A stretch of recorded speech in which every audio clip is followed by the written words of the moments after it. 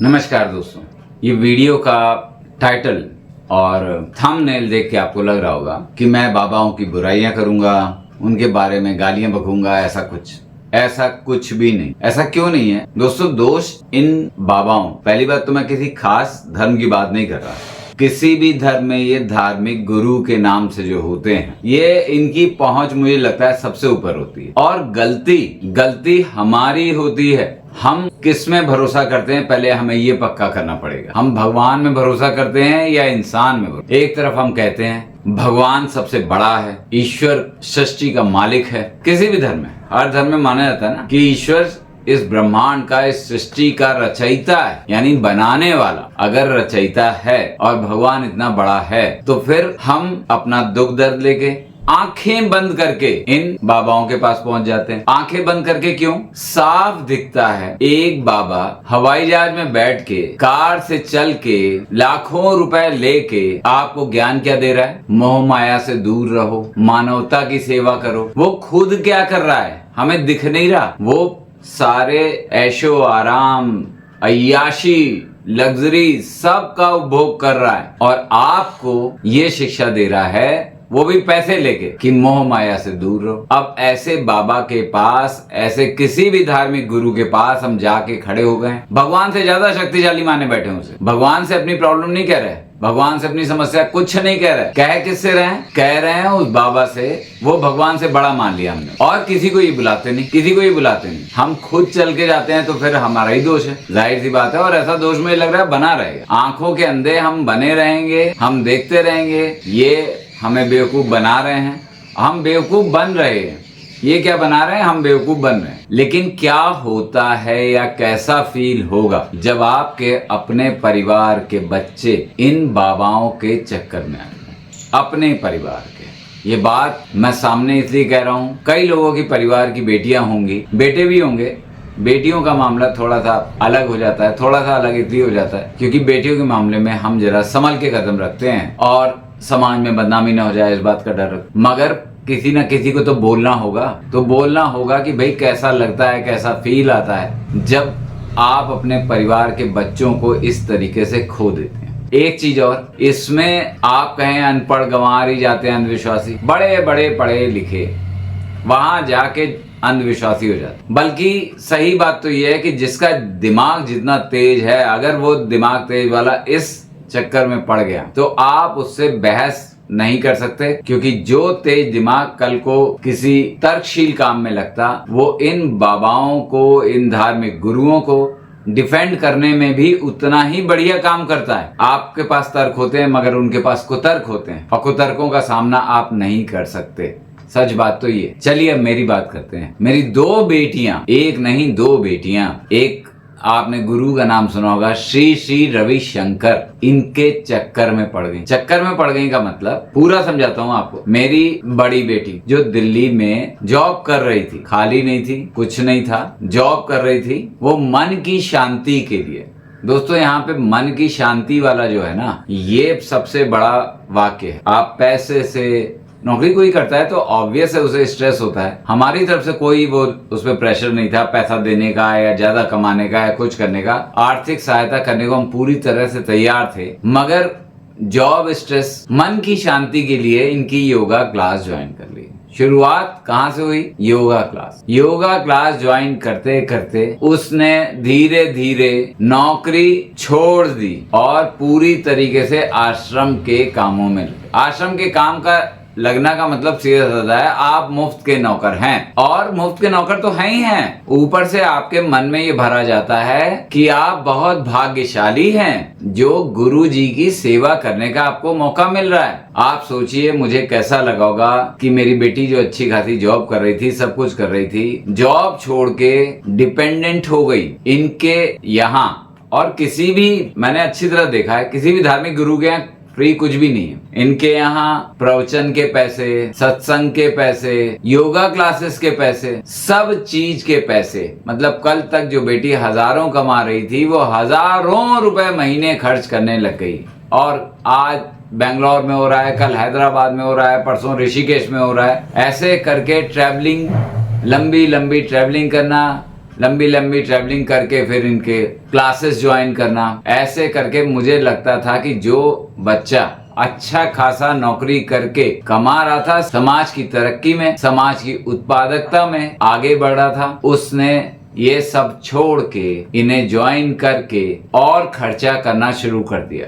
जरा हिसाब लगाइए, जैसे ये कहते हैं बाबा मोह माया से दूर रहो, जो मुख्य बात होती है इनकी, मोह माया से दूर। अगर 4 आदमी कमा रहे हैं, मान लीजिए 4 आदमी 5-5 हजार रुपए कमा और अपना खर्चा चला, उनमें से एक आदमी सारी कमाई छोड़ के बाबा बन गया, तो 4 आदमी के वैसे बने 20,000, अब 4 आदमी के बने 15,000। अब 15,000 वो कमा रहे हैं, लेकिन जो बाबा बन गया उसका भी तो खर्चा होगा, कहे वो कुछ भी, जीवन तो खर्चे से ही चलता है। आपकी आमदनी 0 हो सकती है, आपका खर्चा तो 0 नहीं हो सकता। तो बाकी तीनों मिलके उसे अपने पास से इकट्ठा करके 5,000 रुपए देने लगे कि भाई तेरा भी जीवन चलने लगे। तो आप सोचिए उन 4 की कमाई अब केवल 10,000 ही रह गई, क्योंकि 5,000 तो और निकल गया, 15,000 3 लोग कमा रहे थे, 5,000 और निकल गया, 10,000 में वो काम चला रहे हैं, 5,000 उसे दे रहे हैं। यानी उन 4 आदमियों की औसत कमाई 2,500 रुपए हो गई। कहाँ पे 5,000 रुपए थी, आधी हो गई एक आदमी के बाबा बनने से। इस गणित से आप बच नहीं सकते। और एक और हैरानी की बात है, ये एक ही चीज घुमा फिरा के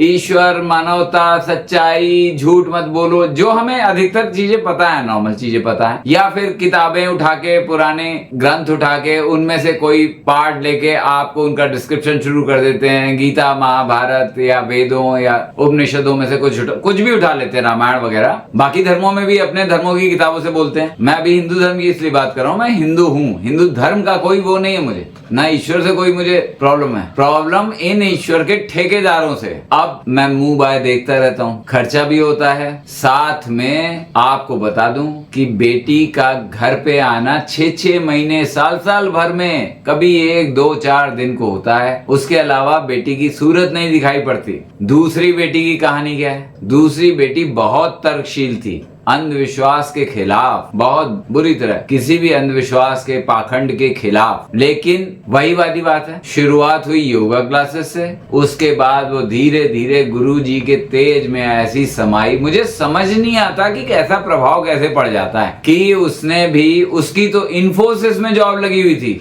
इन्फोसिस की जॉब उसने छोड़ दी। इन्फोसिस की जॉब छोड़ के आज वो इनके प्रबंध संभाल रही है, इनकी क्लासेस ज्वाइन कर रही है, इनके जो अपने जैसे बाकी लोग को ये क्लासेस वगैरह देते हैं, ऑनलाइन क्लासेस भी करते हैं, तो उनका टेक्निकल पार्ट संभाल रही है। और ये सब फ्री में, ये सब फ्री में, एक पैसा नहीं मिलता आपको। इस बात का सुअवसर मिला है कि आपको सेवा करने का अवसर मिला है। इसके अलावा इनके जो कैंप होते हैं ना, योगा कैंप, मौन व्रत कैंप भी होते हैं, इनमें आपका नाम आ जाए तो भी इसको आप लॉटरी मानिए, क्योंकि आपको ये मौका मिला है। पता नहीं कितने रुपए, एक एक कैंप के 5,000 रुपए, किसी के 15,000 रुपए और ज्यादा रुपए भी जाते हैं। अरे देखो भाई, ये रविशंकर दुनिया भर के प्रोडक्ट्स बना रहे हैं, दुनिया भर के प्रोडक्ट्स बना रहे हैं। हजारों लाखों एकड़ जमीन इन लोग के कब्जे में है, और एक ही ज्ञान को कितनी बार परोसा जाएगा और कब आपको अकल आएगी कि ज्ञान मिल गया। हर कोर्स का एक टाइम होता है, मगर वो ज्ञान मिलता ही रहता है, मिलता ही रहता है, और ये बाबा और इनके चेले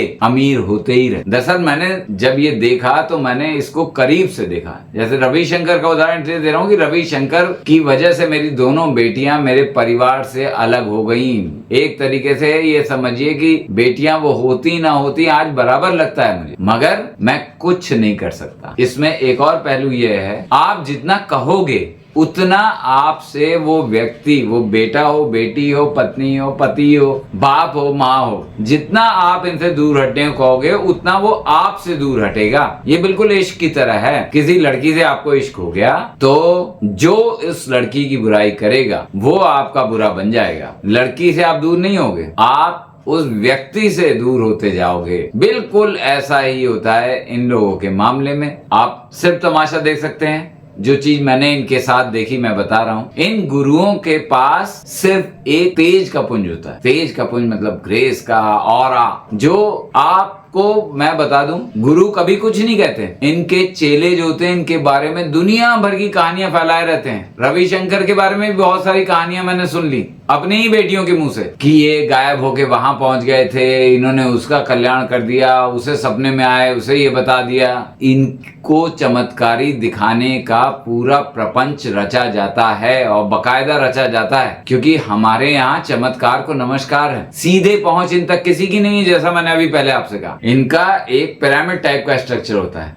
सबसे ऊपर गुरु होता है, गुरु के नीचे वो खास लोग जो गुरु के साथ चलते हैं वो होते हैं, फिर उन खास लोगों के खास लोग, और फिर उसके नीचे जो ट्रेनिंग वगैरह देते हैं उनसे तो, और उसके बाद हम सब भेड़ चाल में चलने वाले लोग। तो गुरु तक पहुंच किसी की नहीं होती। मुझे ध्यान है गरबा के अवसर पर मैं गया था बेंगलोर में इसका आयोजन हुआ था। रविशंकर बीच में बैठे हुए थे, सब आसपास गरबा खेल रहे थे। बिल्कुल ऐसा लग रहा था जैसे सब पजेस्ड हो, जैसे सबके ऊपर किसी ने कब्जा कर लिया हो। बिल्कुल ऐसा लग रहा था जैसे उनके ऊपर किसी आत्मा ने कब्जा कर लिया है। एक दूसरे की ओर नहीं देख रहे, गरबा खेलते हैं, एक दूसरे की ओर देखते हैं, हंसते हैं। गरबा खेल रहे हैं, गुरु की ओर देख के मुस्कुरा रहे हैं। गुरु महान बने बैठे हुए हैं, उन्हें अपने महानता का, अपने तेज का पूरा एहसास है। किसी से सीधे बात नहीं करते, बस यूं चलते हुए एक नजर फेर ली। भक्त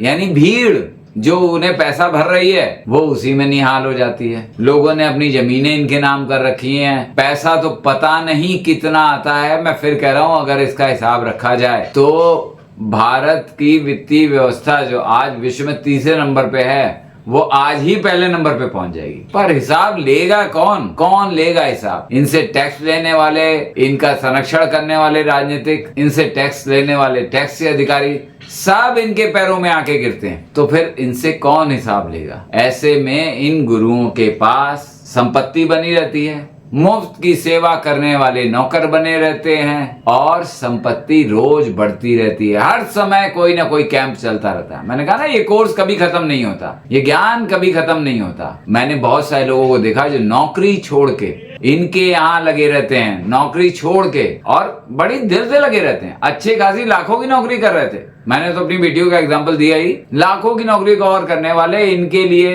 कैंप का इंतजाम कर रहे हैं, वहां पे गुरु बने हुए हैं। उन्हें कुछ नहीं मिल रहा है। कैंप से हर बंदे 100 बंदों का कैंप है। कैंप से हर बंदे से 5-5, 10-10 हजार रुपए लिए जा रहे हैं। एक बार में 5-5, 10-10 लाख रुपए एक कैंप से बन रहा है 4-4, 5-5 दिन में। उन्हें कुछ नहीं मिल रहा है। उन्हें क्या मिल रहा है? सेवक अवसर। और जो कैंप ज्वाइन कर रहे हैं उन्हें क्या मिल रहा है? सुअवसर कि आपको इतने बड़े गुरु के अंतर्गत, गुरु वहां कहीं नहीं है। कई कैंप में तो मुंह भी दिखाने नहीं आते, मगर उनकी कहीं न कहीं प्रत्यक्ष या परोक्ष रूप से सेवा करने का, उनको जानने का मौका मिल रहा है। हर कैंप में एक बड़ी सी फोटो लगी रहती है गुरु की, उनके आवाज, रिकॉर्डिंग, वीडियो सब सुनाए जाते हैं, और लोगों को ऐसे ही बनाया जाता है और बनाया जाता रहेगा।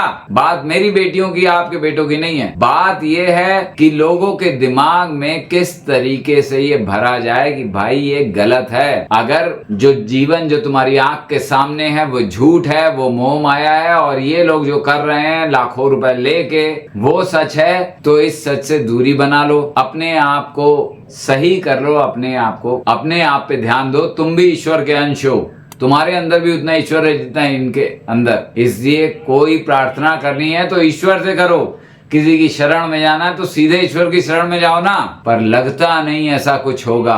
आज नहीं, आज से 1000 साल बाद तक भी लगता नहीं। आपको लगता है तो मुझे बताइए। और कोई उपाय हो आपकी नजर में कि मैं अपनी बेटियों को इस दलदल से निकाल सकूं तो भी बताइए। नमस्कार।